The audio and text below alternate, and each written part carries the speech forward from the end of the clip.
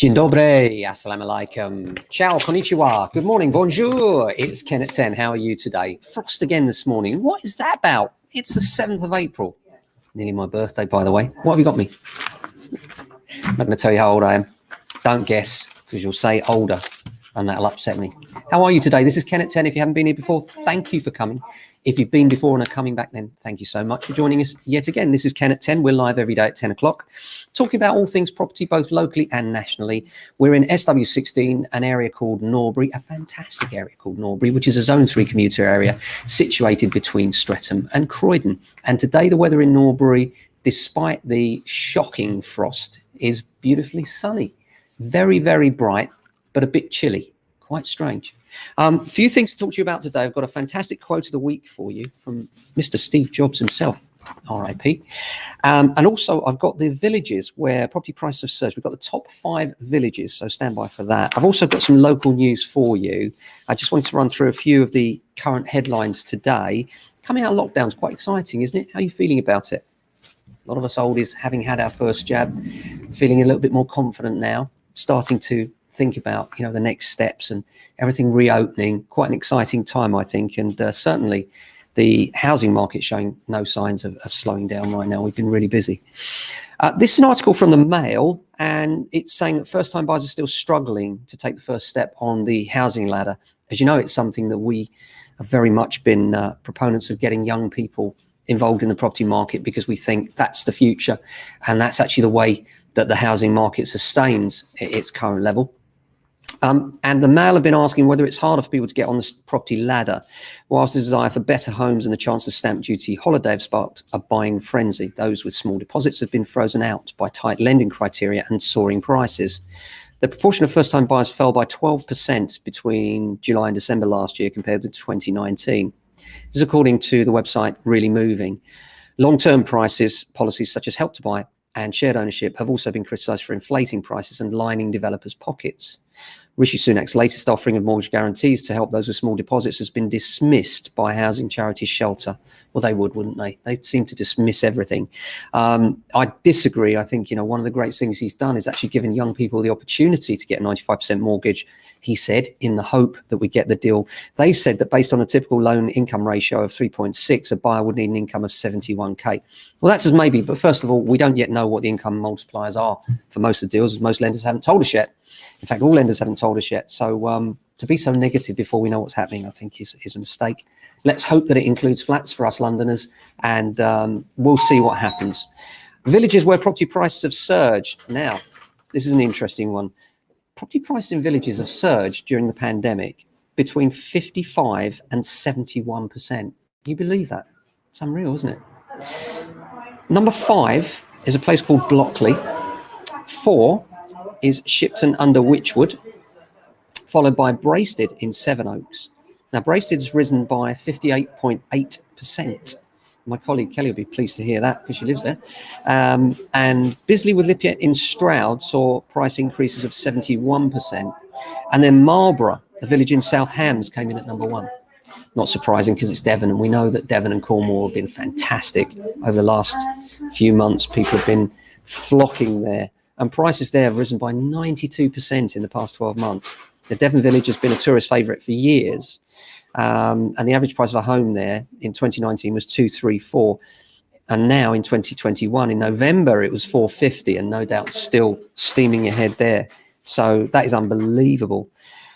Banks are refusing mortgages for furloughed workers. Well, this is a frustration, but we always said it would happen. You know, a lot of people said, oh, you know, furlough won't matter. Banks won't consider that it's a different situation. But high street banks have started to admit now that they are rejecting mortgage applications for furloughed workers. Nationwide, Lloyds and NatWest have faced criticism, and the calls are mounting for the Treasury to investigate. It's been branded disappointing and wholly unfair by Clive Lewis, Labour MP, but the reality is that banks are going to look to protect their own interests, and if you're furloughed, the chance of redundancy is higher, and they'll have to consider that, and that's frustrating, but I don't really see that they're going to change their mind anytime soon without legislation. Tenants are more likely to succeed in rental deposit disputes. Well, we knew this, didn't we?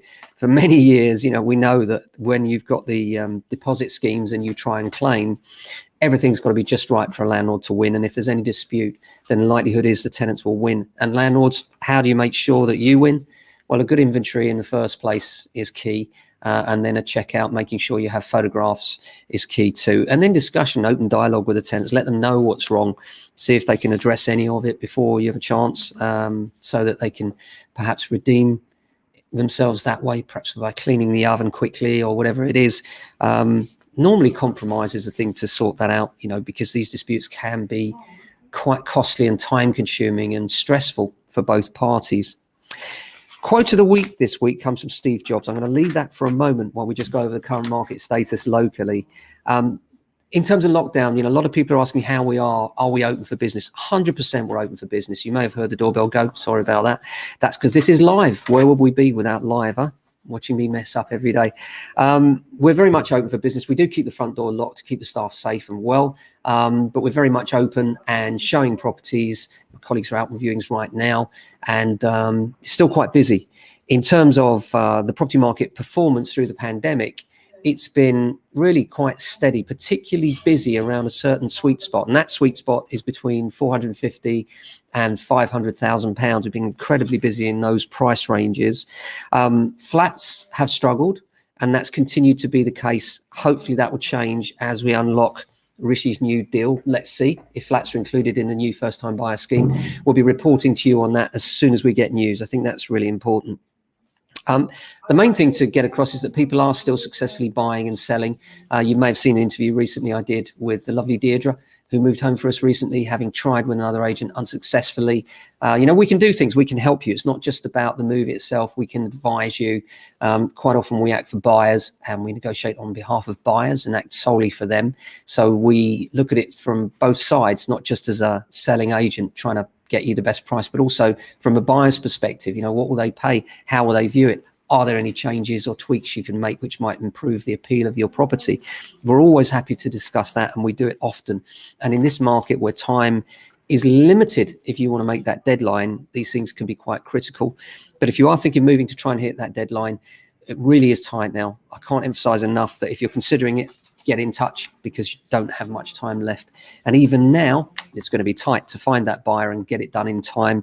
The critical thing being A, good estate agent, B, good solicitor, C, good mortgage advisor. If you've got those three things in line, then you've got a much better chance of things going ahead. And, get ahead of the game, as Hema Sharma said when she came on the podcast the other week. Make sure that if you're a flat, you get the inquiries ready, get the management pack ready. If there are guarantees or warranties required, then make sure you produce those early, get them all ready so that there's no hold up later on. So what to do next? If you're thinking of marketing or you're on the market and things are stalling, they're a bit quiet, call us for some advice. That's the main thing. We can do a free audit of your property. If you're on the market with another agent, we're quite happy to audit it for you, look at its performance against its peer group, and try and objectively give you some guidance and advice on what to do next, including tips on presentation, photography, performance, and enhancement. We can arrange a visit both to your home and virtually as well. Somebody just called earlier on and said, can you do this without coming around? And in fact, we've done a number of sales recently where we've never actually stepped inside the house or flat. So, it very much can be done remotely. We have the tools, we have the technology. I sound like Steve Austin, a $6 million man. If you're as old as me, you might remember that. I used to love that show, didn't you? And yeah, so we can arrange a visit to your home and have that initial video chat if you prefer. There are buyers out there. It's a good time to market right now. Will it continue after the June deadline? This is a question on everyone's lips. It very much depends, in my view, on how good the first-time buyer scheme is and whether it includes flats for us here in London. I think that the pandemic has changed things, but the market is unlocking quickly. And there's a lot of confidence returning, with vaccination. And I think that will continue as the shops reopen and people feel a bit better about the weather. The spring coming, traditionally it's our peak season anyway. As you can imagine, that on top of the incentives the government put in place have made it incredible right now. Finally, here it is, the moment you've been waiting for, the quote of the week. There's one from Steve Jobs. Love Steve Jobs. And he said something that he read. And he did this at a speech of a university, and he said that it's something that he tries to consider every day.